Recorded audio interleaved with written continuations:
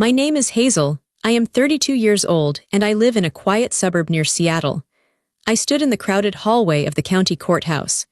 My hands were cold, but my mind was perfectly clear. Kevin, my husband of 7 years, leaned in close to my ear. He didn't want the lawyers or the strangers around us to hear. He wanted this poison to be just for me. "I'll take everything from you, Hazel," he whispered. His voice was low and nasty. "Today is the best day of my life because it's the day I finally leave you with nothing." He pulled back and looked at me. He was smiling. Behind him stood Sophie. She was younger than me, wearing a bright red dress that looked wrong for a serious place like this. She smiled too, like the ending of our story was already written and she had won. Kevin expected me to cry. He expected me to beg him for mercy or scream at him in front of everyone. That is what he thought I would do. But I didn't say a word. I just looked at him. Kevin thought my silence was fear. He didn't know that I had been preparing for this moment for 6 months. He didn't know about the thick folder in my bag. He thought he was the hunter, but he had no idea he was actually the prey. But before I tell you how everything flipped, like and subscribe, drop a comment. Where are you watching from? My name is Hazel. I am 32 years old. Kevin pulled away from my ear. He stood up straight and adjusted his expensive suit jacket. He bought that suit 3 months ago. He told me it was an investment for a big client meeting. I knew now that the client was Sophie. He looked down at me. I was sitting on a hard wooden bench outside the courtroom doors. I felt small. I have always been a small woman, but Kevin knew how to make me feel invisible. "Cat got your tongue, Hazel?" he asked. He said it loud enough for the people nearby to hear. He wanted an audience. He wanted everyone to see him as the strong, confident man leaving his weak wife. I looked up at him. His face was handsome, the same face I fell in love with 8 years ago, but his eyes were hard. There was no kindness left in them for me. I didn't answer his question. I just folded my hands in my lap. My knuckles were white, but my face was calm. I practiced this face in the bathroom mirror this morning. I told myself, do not let him see you shake. Do not let him see the crack in your heart. Kevin laughed. It was a short, cruel sound. "Look at her," he said to Sophie, who was standing just behind his shoulder.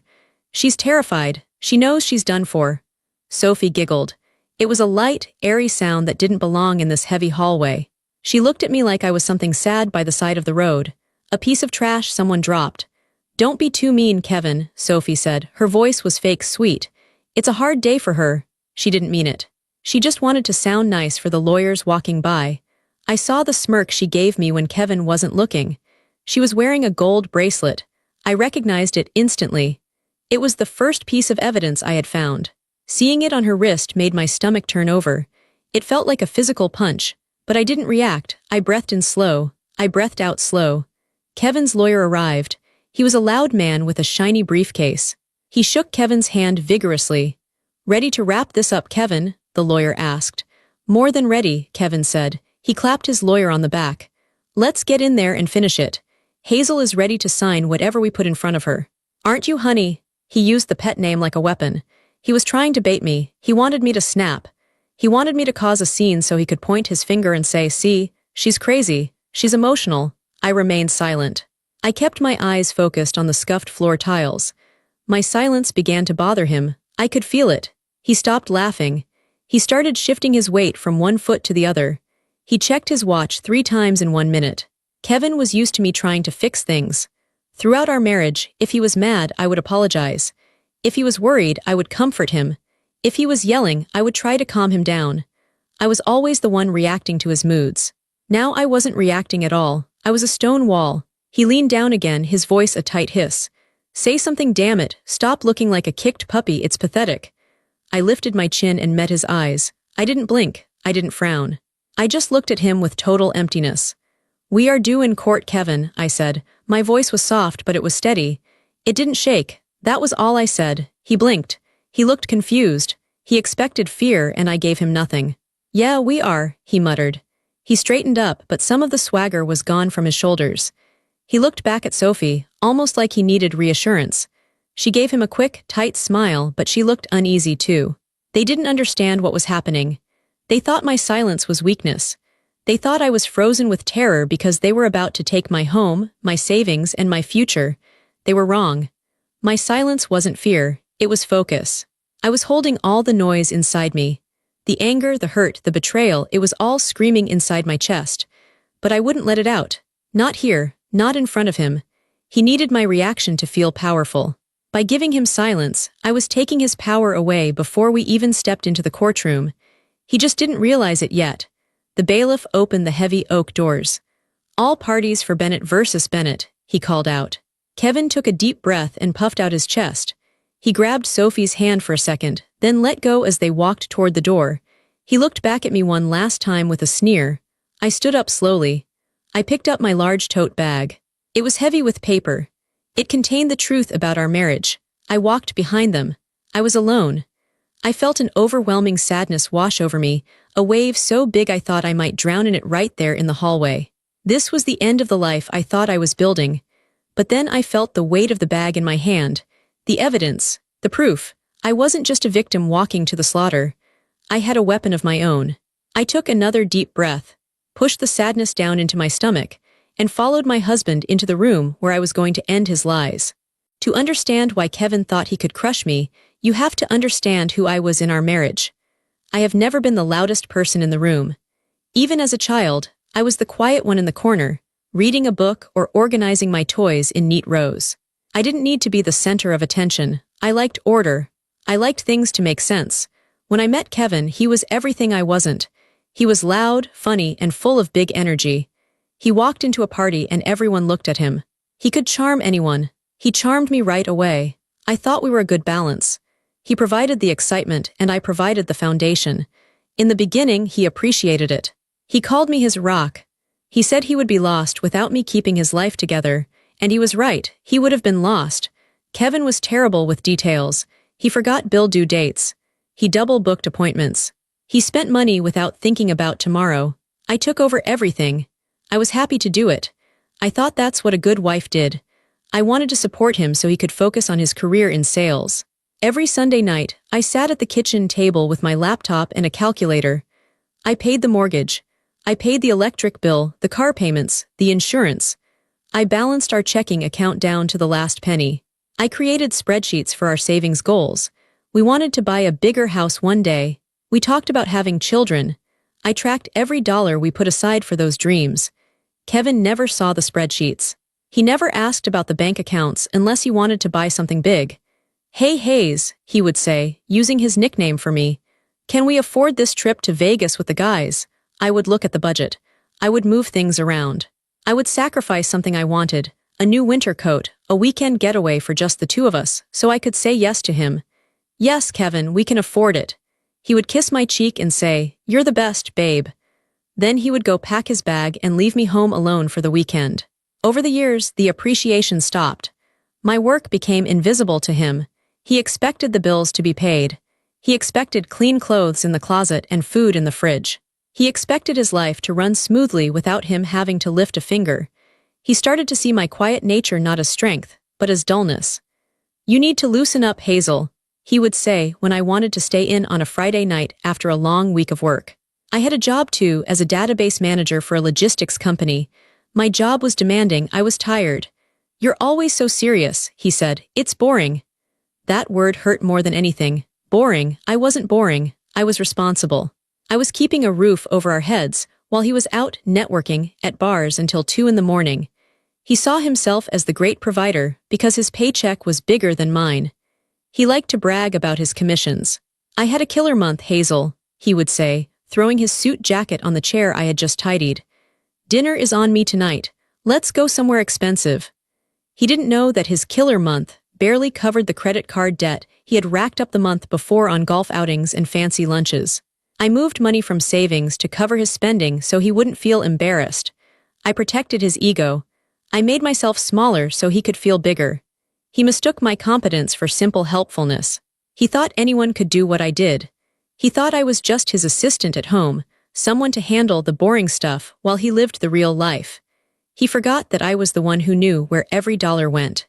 He forgot that I had the passwords to everything. He forgot that my quiet brain was like a steel trap, remembering dates, numbers, and promises. He saw a mouse. He didn't see the person holding the keys to his entire existence. When he decided to leave me for Sophie, someone louder, shinier, and less boring, he thought I would just fade away. He thought he could tell his lawyer to give me the minimum, and I would accept it because I was too weak to fight. He thought the person who built the foundation of his life wouldn't know how to tear it down. It was the biggest mistake of his life. And it all started with a simple mistake of his own. A slip-up that my quiet, organized brain caught immediately. The end of my marriage didn't start with a dramatic scream or a slamming door. It started on a Tuesday evening in November. It was raining hard outside, a cold, miserable rain that tapped against the kitchen windows. I was in the kitchen making lasagna. It was Kevin's favorite meal. I made it from scratch, simmering the sauce for hours the way he liked. I was trying. Things had been distant between us for months. He was working late more often. He was snapping at me for small things. I thought if I made his favorite dinner, maybe we could sit down and talk. Maybe we could reconnect. I heard the garage door open around 7 o'clock.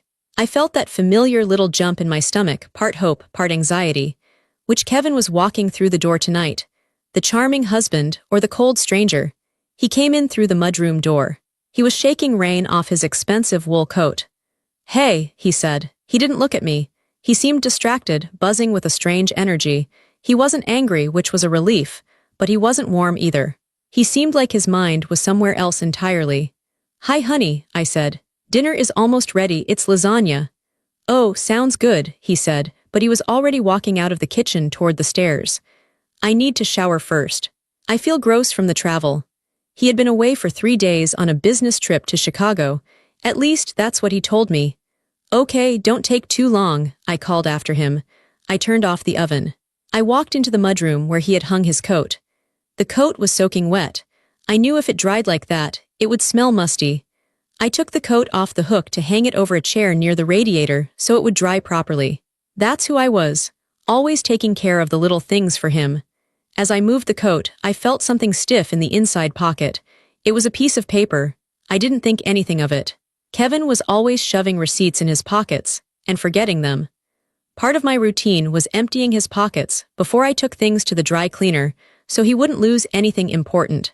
I reached into the silky lining of the pocket and pulled out the paper. It was damp from the rain.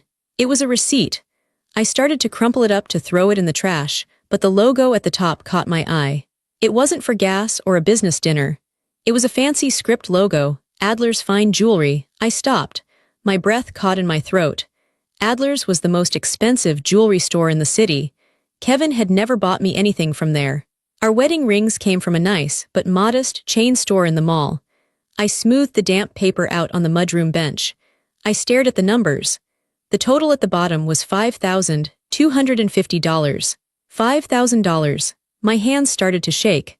I felt a cold chill spread through my chest. What did he buy for $5,000? I looked at the item description.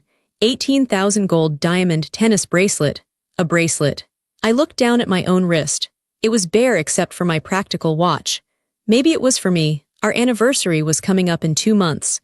Maybe he was planning way ahead, but Kevin never planned ahead. He was a last-minute shopper, usually buying me a gift card on the day of the event. Then my eyes moved to the top of the receipt, to the date and time. Date, November 14. Time, 1:45 p.m. Location, Adler's Fine Jewelry, Downtown Branch. November 14th was yesterday. Yesterday at 1:45 p.m., Kevin was supposed to be in Chicago. He told me he was in all-day meetings with a difficult client. He told me he was swamped. I stared at that date. The numbers seemed to burn into my eyes. If he was in Chicago, how was he buying a $5,000 bracelet in our city at lunchtime on a Monday? The world seemed to tilt on its axis. The smell of the lasagna from the kitchen suddenly made me feel sick. The sound of the shower running upstairs felt distant. Everything I thought I knew about my life in that moment cracked. It was a hairline fracture, thin and sharp. I wasn't sad yet, I was in shock. My brain, the organized, logical brain, was trying to find a reason. Maybe the receipt date was wrong. Maybe he bought it online and this was just the confirmation. But I knew. Deep down in the pit of my stomach, I knew. He wasn't in Chicago. He was here. And he was buying diamond jewelry that wasn't for me. I heard the water turn off upstairs. He would be coming down soon, smelling like soap, expecting his favorite dinner. He would sit across from me and lie about his trip to Chicago. I folded the damp receipt carefully. I didn't put it back in his pocket. I put it in the pocket of my own jeans. It felt hot against my thigh. I walked back into the kitchen. I felt numb. I felt like a ghost in my own house. I served the lasagna. I sat down opposite my husband. "How were the meetings in Chicago?" I asked. My voice sounded normal. It amazed me that my voice could sound normal when my world was falling apart. He took a big bite of lasagna. "Grueling," he said with a sigh. "Those guys are tough. We were stuck in a conference room for 10 hours yesterday. I barely saw the light of day." He looked me right in the eyes when he said it. He lied so easily. It was terrifying. I looked at him, really looked at him. I saw the man I loved, and I saw a stranger who could betray me without blinking. That receipt in my pocket was the first crack. And now that I knew it was there, I knew the whole foundation was about to crumble. Dinner was agony.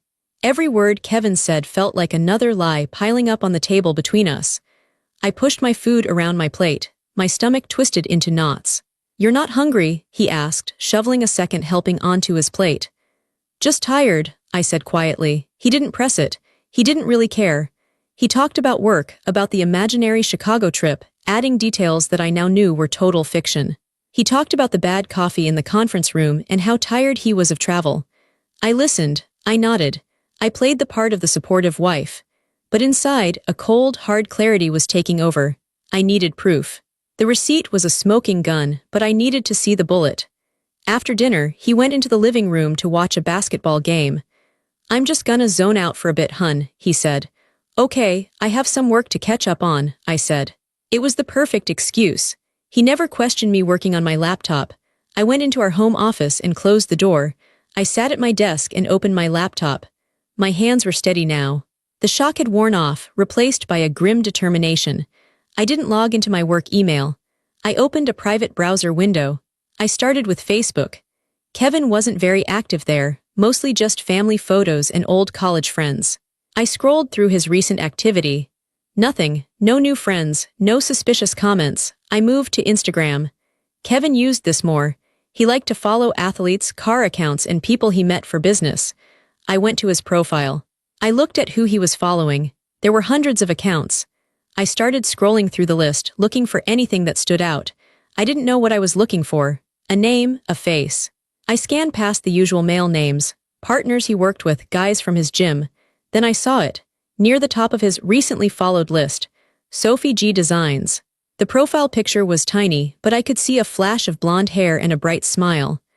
My heart gave a painful thud against my ribs. I clicked on the name. Her profile was public. She wanted to be seen. Her bio read: interior designer, city girl, lover of beautiful things. I started scrolling through her photos. She was young, beautiful. She looked like the kind of woman who never worried about paying an electric bill. She had photos of expensive lattes, designer shoes, aesthetically pleasing hotel lobbies. I scrolled back to yesterday, November 14th. There it was. A photo posted around 6 p.m. It was a close-up shot of her hand holding a glass of champagne. The background was blurry, but it looked like a fancy hotel bar, the kind with velvet chairs and dim lighting. On her wrist was a bracelet. It was unmistakable. An 18,000 gold tennis bracelet with small, glittering diamonds. It caught the light perfectly. It looked brand new. I leaned closer to the screen, my eyes burning. It was the bracelet from the receipt. The $5,000 bracelet Kevin bought while he was supposed to be in meetings in Chicago. I read the caption. Champagne Tuesdays and sparkly new things. Spoiled by the best guy. Number blessed, number date night, number nubling the best guy. I felt a physical sickness rise in my throat. I had to swallow hard to keep from gagging. He wasn't just having a fling. This wasn't a one-night mistake on a lonely business trip. He was dating her. He was taking her out on date nights, in our own city, while I was at home making his favorite lasagna and worrying about his stressful week. I looked at the comments. Her friends were gushing. OMG Sophie, it's gorgeous. Who is the mystery man? Sophie replied with winking emojis and heart emojis. She was loving the attention.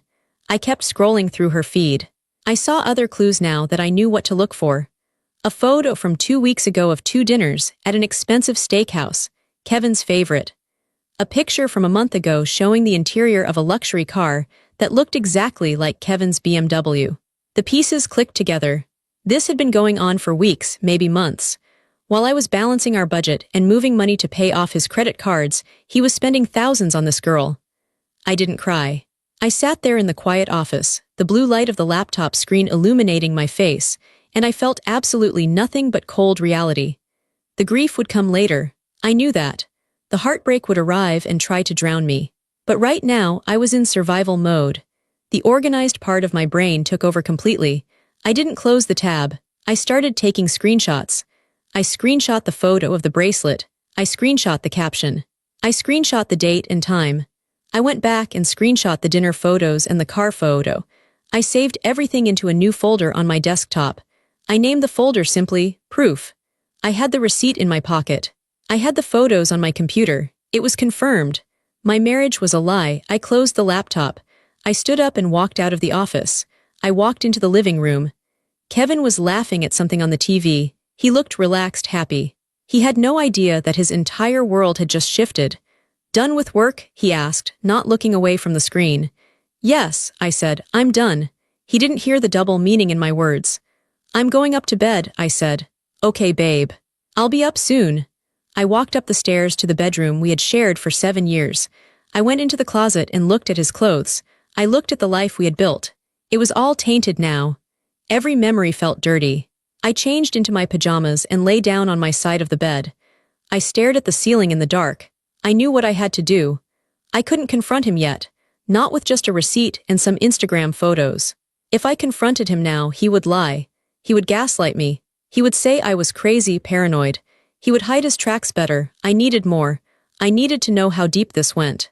I needed to know how much of our money he had spent on her.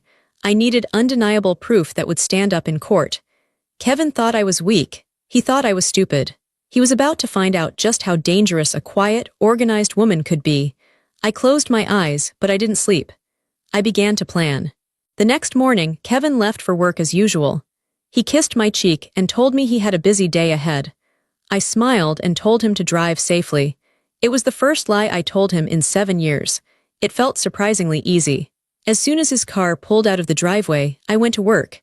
I didn't go to my actual job. I called in sick. I had more important work to do. I sat at the kitchen table with a pot of coffee and my laptop. I opened a new spreadsheet. I named the file simply, Balance. I have always been the one to handle the finances. Kevin liked it that way because he was lazy. He didn't want to think about bills or savings. He just wanted to swipe his card and have it work. Because of this, I had access to everything. Passwords, PIN numbers, account history, it was all in my head or saved on my secure drive. I started with the joint checking account. This was the account where our paychecks went. It was supposed to be for household expenses, the mortgage, groceries, utilities. I pulled the statements for the last 12 months. I went through them line by line. I found the obvious things first. Cash withdrawals, $200 here, $300 there. It started small about 6 months ago, then the amounts got bigger. Then I saw the transfers. There were transfers to an account I didn't recognize. They were labeled consulting in the notes section. Kevin didn't have a consulting business. He was a sales director. I traced the account number. It was an online bank, the kind that is easy to set up. I used his social security number, which I knew by heart, to reset the password for that online bank. I logged in. It wasn't a business account. It was a slush fund. He had been moving money from our joint savings, money we were saving for a bigger house, for a future baby, into this private account. And from there, the money flowed out like water. I saw transactions for Sophie G Designs. He was paying her directly. Venmo payments labeled rent help and car payment. My stomach turned. He wasn't just buying her dinner. He was supporting her. He was paying for her apartment while I was looking for coupons to save money on groceries. I entered every single stolen dollar into my spreadsheet. October 4. $1,200 transferred to external account. October 12. $350 steakhouse dinner, Sophie's birthday. October 15. $800 weekend hotel stay, claimed business trip. The numbers added up fast. In just 6 months, he had drained nearly $25,000 from our shared life. But then I found something even worse. I looked at our investment account. This was the account where I had put my inheritance. My grandmother left me $50,000 when she passed away 3 years ago. I had put it away for a rainy day. I told Kevin it was our safety net. I logged in. The balance was 0. I stared at the screen. I refreshed the page, hoping it was a mistake. Balance, $0. I clicked on the transaction history. 3 months ago, there was a withdrawal for the full amount. $50,000. Where did it go? I traced it. It went to a title company. He had used my grandmother's money she saved her whole life to give me, to put a down payment on a condo. I searched the address of the condo on the county property records website. Owner, Kevin Bennett. He bought a condo. He didn't put Sophie's name on it, which was smart for him, but he used my money to buy a bachelor pad for himself and his mistress. I sat back in my chair. The house was silent. This wasn't just cheating. This was theft. This was financial abuse. He had looked me in the eye every day for 3 months knowing he had stolen my inheritance. I didn't scream. I didn't throw the coffee mug against the wall. I just typed. August 20, $50,000, unauthorized withdrawal, down payment on condo unit $4 billion. I documented everything. I downloaded every statement. I printed every transaction receipt. I built a paper trail so thick and so detailed that he would never be able to deny it. By the time the sun went down, I had a complete picture of his betrayal. He thought he was clever. He thought I was just the boring wife who paid the electric bill. He forgot that I was a professional data manager. He forgot that numbers are my language, and the numbers were telling a story that was going to destroy him. For the next 4 weeks, I lived a double life. To Kevin, I was the same Hazel as always. I cooked his dinner. I washed his clothes. I listened to him complain about his boss. I even asked him about his business trips with a smile, nodding while he lied to my face. It was exhausting. Every time he touched me, I wanted to flinch. Every time he called me babe, I wanted to vomit. But I had to be patient. One night, we were in the kitchen. He was looking at his phone, smiling at a text message. I knew it was from her. "Who's that?" I asked casually, wiping down the counter. He jumped a little. "Oh, just Dave from the office, sending a funny meme." "That's nice," I said. I turned my back to him so he couldn't see my eyes. They were cold. I was gathering the final pieces of the puzzle. I needed to know about his debts. I knew Kevin liked to gamble occasionally. He used to go to the casino with his friends maybe twice a year.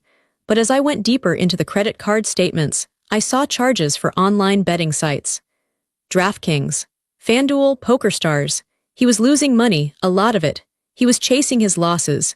When he lost $1,000, he would bet $2,000 to try and win it back. He was spiraling. That explained why he stole my inheritance. He wasn't just funding Sophie, he was covering his own mess. He was desperate. I added this to the balance file. Gambling losses, year to date, $18,500. I also found out he hadn't paid the mortgage on our house for 2 months. He had intercepted the mail so I wouldn't see the late notices. He told me he was handling it online. He was setting me up to lose everything. If I hadn't looked, we would have gone into foreclosure while he moved into his new condo with Sophie. The betrayal was total. He wasn't just leaving me, he was trying to ruin me on his way out. This realization killed the last bit of love I had for him. There was no sadness left, only a cold, hard need for justice. I started moving my own pieces on the board. I opened a new bank account at a different bank, one he didn't know about. I started moving my paycheck there immediately. I contacted the credit card companies and removed my name from the joint cards. I froze my credit so he couldn't open any new loans in my name. I made copies of his passport, his driver's license, and his social security card. I took photos of the expensive watches he bought with our money. I took photos of his golf clubs. I cataloged every asset we owned. I did all of this while he slept next to me, snoring peacefully, dreaming of his new life. He thought he was the main character of this story. He thought I was just an extra, a background character who would fade away when he was done with me. He didn't know that the background character was rewriting the script. By the end of the month, I was ready. I had the file. I had the evidence. I had the rage packed down into a tight, heavy ball in my chest. It was time to get a lawyer. I didn't pick a lawyer from a billboard. I did my research. I looked for a divorce attorney who specialized in financial fraud. I found Harold Whitman. His office wasn't fancy. It was in a quiet brick building downtown. It smelled like old paper and coffee. Harold was an older man with wire-rimmed glasses and a calm voice. He didn't look like a shark. He looked like a librarian. That was exactly what I wanted. I sat in his office and placed my binder on his desk. It was 3 inches thick. "What is this?" Harold asked. "This is everything," I said. "Bank statements, property records, proof of adultery, proof of theft." Proof of gambling debts. Harold opened the binder. He flipped through the pages. He adjusted his glasses. He read for 10 minutes without saying a word. When he finally looked up, there was a glimmer of respect in his eyes. "You did all this yourself?" he asked. "Yes," I said. "Hazel," he said, leaning back. "Most people come in here crying with no idea what their spouse owns or owes. You have just done 90% of my job for me." "I want everything back, Harold," I said. "I don't care about the marriage. He can have the divorce, but I want my grandmother's money back. I want the house. I want him to pay for what he stole." Harold nodded. "We can do that, but we have to be smart. We have to be strategic." "What do you suggest?" "We let him think he's winning," Harold said. He explained the plan. It was called sandbagging. We would file for divorce, but we would keep the petition vague. We wouldn't mention the fraud yet. We wouldn't mention the condo or Sophie. We would let Kevin think I was just a sad, heartbroken woman who wanted out. We would let him get confident. We would let him come to the settlement conference thinking he could bully me into a bad deal. "If he thinks you know nothing, he will be sloppy," Harold said. "He will lie on his financial disclosure forms. He will hide assets, and once he lies to the court under oath, we will drop this binder on the table. And then the judge will destroy him," Harold said simply. I liked this plan. It fit me. It was quiet. It was precise. "Do it," I said. 2 days later, Kevin was served with the divorce papers at work. He came home storming. He slammed the door so hard the windows rattled. "What is this, Hazel?" he screamed, waving the papers in my face. I was sitting on the couch, reading a book. I marked my page carefully before looking up. "It's a divorce, Kevin. I know about Sophie." I kept it simple. I didn't mention the money. I didn't mention the condo. He stopped yelling. He looked surprised, then relieved. He let out a laugh. "Oh, well, that makes this easier." He sat down in the armchair, crossing his legs. The arrogance returned instantly. "Look, Hazel, I was going to tell you anyway. Sophie and I. We're in love. She understands me. We have a connection I never had with you." "Okay," I said. "I'm not going to be the bad guy here," he said, leaning forward. "But let's be realistic. You can't afford this house on your own. I've been carrying us for years." It took every ounce of strength I had not to laugh in his face. "Carrying us? He hadn't paid the mortgage in 2 months. I have a lawyer," he continued. "A shark. If you try to fight me, Hazel, I will crush you. I'll make sure you walk away with nothing, so just sign what I give you and we can end this." "I have a lawyer too," I said softly. He sneered. "Who?" "Some strip mall guy." "Just a lawyer," I said. "Fine," Kevin said, standing up. "Do it the hard way, but don't come crying to me when you're living in a studio apartment." He went upstairs to pack a bag. He moved out that night. He moved straight into the condo bought with my grandmother's money. I locked the door behind him. I slid the deadbolt into place. The game was on. The day of the final hearing arrived. This brings us back to the moment in the hallway, Kevin whispering in my ear, Sophie in her red dress, the promise that he would take everything. We walked into the courtroom. It was quiet and cold. The judge, a stern woman named Judge Reynolds, sat high up on the bench. Kevin's lawyer, the loud man with the shiny briefcase, stood up first. "Your Honor," he boomed. "My client, Mr. Bennett, has been the sole provider for this marriage. He is requesting the sale of the marital home. He is generous enough to offer Mrs. Bennett a small settlement, but we deny any request for alimony. The marriage has simply run its course." Kevin sat there nodding, looking smug. He had submitted his financial disclosure form. On it, he listed his assets. He listed the house. He listed the car. He did not list the condo. He did not list the online bank account. He did not list the gambling debts. He had lied under oath, just like Harold said he would. Judge Reynolds looked at Harold. "Mr. Whitman, does your client agree to these terms?" Harold stood up slowly. He adjusted his glasses. "No, Your Honor." "We do not." Kevin rolled his eyes. Sophie sighed loudly from the gallery. "We believe Mr. Bennett's financial disclosure is incomplete," Harold said politely. "Incomplete?" Kevin's lawyer scoffed. "My client has been fully transparent." "If I may," Harold said. He picked up the heavy binder. He walked to the front of the room. He handed one copy to the judge and one copy to Kevin's lawyer. "Exhibit A," Harold said. "Bank records showing the transfer of $50,000 of Mrs. Bennett's separate inheritance money into an account solely controlled by Mr. Bennett." Kevin froze. He stopped slouching. He sat up very straight. "Exhibit B," Harold continued. "Property records for a condominium at 400 River Street, purchased in Mr. Bennett's name using those stolen funds. This asset was not disclosed on his financial affidavit. The room went silent. The judge flipped through the pages. Her face grew dark. Exhibit C, Harold said, his voice getting a little harder. Credit card statements showing over $20,000 spent on luxury items, travel, and payments to a Miss Sophie Grier. Harold gestured to Sophie in the back row. Everyone turned to look at her. She shrank down in her seat, her face turning bright red. And finally, Exhibit D, Harold said. Records of $18,000 in gambling losses funded by marital assets. Kevin was pale now. He looked like he was going to be sick. He looked at his lawyer, but his lawyer was reading the binder with a look of horror. His lawyer realized his client had lied to him too. Mr. Bennett, Judge Reynolds said. Her voice was like ice.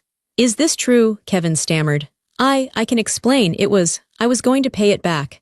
You swore under oath that you disclosed all assets, the judge snapped. You committed perjury in my courtroom. Kevin's lawyer tried to stand up. Your Honor, sit down, the judge ordered. She looked at Kevin. You have dissipated marital assets to fund an affair and a gambling addiction. You have stolen from your wife's inheritance, and you have lied to this court. Kevin looked at me. For the first time he saw me, he didn't see the weak, boring wife. He saw the woman who had documented every single lie. He saw the precision. He saw the competence. He saw that he had lost. I looked back at him. I didn't smile. I didn't gloat. I just watched him crumble. I am invalidating your previous settlement offer, Judge Reynolds said. I am ruling that the condominium is marital property to be awarded immediately to Mrs. Bennett to repay the stolen inheritance. The marital home will be awarded to Mrs. Bennett. Mr. Bennett, you will assume full responsibility for all gambling debts and credit card debts solely in your name. Kevin's mouth fell open. But, that's everything. I'll have nothing. You should have thought of that before you stole from your wife, the judge said. Court adjourned. The gavel banged. It was the best sound I had ever heard. Kevin sat in his chair, stunned. He was ruined. He had no house, he had no condo, he had massive debt. I stood up and gathered my things. I walked past his table. Hazel, he whispered. He looked desperate. Hazel, please, we can talk about this. I can't. I don't have anywhere to go. I stopped. I looked at him one last time. You're a provider, Kevin, I said calmly. I'm sure you'll figure it out. I walked out of the courtroom. In the hallway, Sophie was waiting. She wasn't smiling anymore. She looked furious. You took the condo, she hissed at me. That was supposed to be our place. It was bought with my grandmother's money, I said. It was never yours. And by the way, Kevin is broke. He has about $40,000 in debt and no assets. Good luck with that. Sophie's eyes went wide. She looked at the courtroom door where Kevin was still sitting, then she looked at the exit. She didn't wait for him. She turned on her expensive heel and walked out the door. She was done. The money was gone, so she was gone. I walked out of the courthouse alone. The sun was shining. The air felt fresh and clean. I walked to my car. I sat in the driver's seat and put my hands on the steering wheel. I thought I would cry. I thought I would feel a massive release of emotion. But instead, I just felt light. The heavy weight of the last 7 years was gone. The weight of managing Kevin's life, of hiding his flaws, of making myself small so he could feel big, it was all gone. I had my house. I had my grandmother's money back in the form of a condo I would sell. I had my dignity. I drove home. My house was quiet. It was mine. I went into the kitchen and made myself a cup of tea. I sat at the table where I used to pay the bills. I opened my laptop. I opened the file named Balance. I looked at the final column. It showed a positive net worth. It showed freedom. I closed the file and dragged it to the trash bin. I emptied the trash. I didn't need to track the lies anymore. The account was settled. I took a sip of tea and looked out the window at the garden. I had been neglected for a long time, just like the weeds in the backyard. But now, I had time. I had resources. I could grow whatever I wanted. Kevin wanted to take everything from me. In the end, he only took the burden of being his wife. And he gave me back myself. That was the best trade I could have ever made. Thank you for reading my story. If you've ever had to be the strong one in silence, or if you believe that the truth always comes out in the end, please like this video and subscribe. Tell me in the comments, do you think Kevin deserved what he got? I'd love to hear your thoughts. Stay strong.